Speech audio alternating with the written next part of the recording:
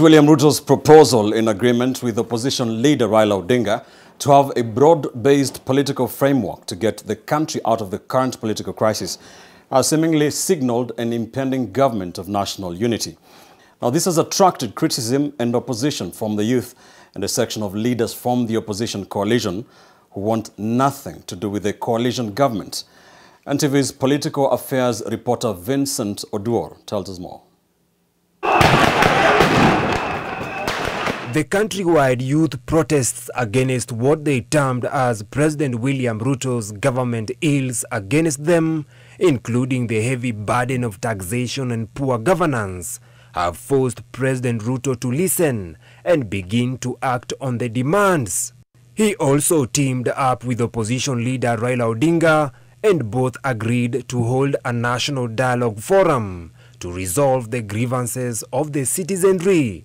This is the third time Odinga, by virtue of his political capital and influence, is showing up to seemingly save a sitting president. During the 2007-2008 post-election violence, Odinga joined forces with President Mwai Kibaki to form a government of national unity to calm the situation. Similarly, in 2018, when President Uhuru Kenyatta fell out with his then Deputy William Ruto and was facing a lot of political opposition, he and Odinga mended fences, as was seen through the symbolic handshake that helped him calm temperatures in the country and run the government. But now political pundits have criticized President Ruto's move to draw in Odinga to rid himself of the wrath of the Gen Z-driven move. He cannot go back to Raila and the tired and beaten route to reinvent himself. He's missing it. Baba doesn't understand where this revolution is coming from, and that he's not part of it. He cannot understand that there can be a demonstration in this country without him. Baba. This is that he cannot play Jesus all the time. You are dealing with a generation that is asking hard questions, and what they want are answers and nothing else. In addition to the young protesters rejecting President Ruto's move to bring Odinga on board, the former Prime Minister's acceptance has divided the Azimio opposition wing, including NARC Kenya party leader Martha Karua, who has also opposed National Dialogue Forum. It is not necessary. This is a trap to kill the clamor for accountability and reform by the Gen Z. If you remember when Azimio went out to demonstrate last year, supported by the electorate, quite a chunk of the electorate, Ruto called for dialogue. And our Azimio leader Raila met him in Mombasa, and they agreed on dialogue, an uncomfortable dialogue that after a whole year, because they finished, the NADCO report came out in December. What did it have? The number one priority was cost of living. It was a complete fraud on the people. And we said it here on the 7th of December 2023, and we rejected it. It did not contain the cost of living.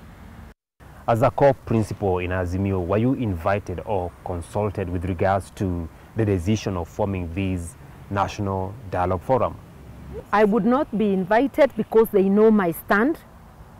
I am not part of those NADCO talks. We disowned them in December. And I would not share a platform with Ruto and his regime. Last time I checked in Azimio, we did not recognize Ruto as the president because we were telling him, proof you were elected, we have new information, open the servers. Where in NADCO did we say that now we have recognized? Those are unilateral actions of individual Azimio leaders. There are reports that a government of national unity is in the offing. Would you agree to be part of such a government if you are invited? I wouldn't be part of it, definitely. Even the positions that NADCO will bring, I salivate for none. I would rather remain out than engage in defrauding their people of their dreams, because you come out to demonstrate, hopeful that your situation will change. Instead, my situation changes because I get a salary. That's really not what serving people is about. There must be a larger goal than the self-interest. President Ruto's decision to dissolve cabinet has been welcomed and criticized alike, and this is also a point of division in the Azimio coalition.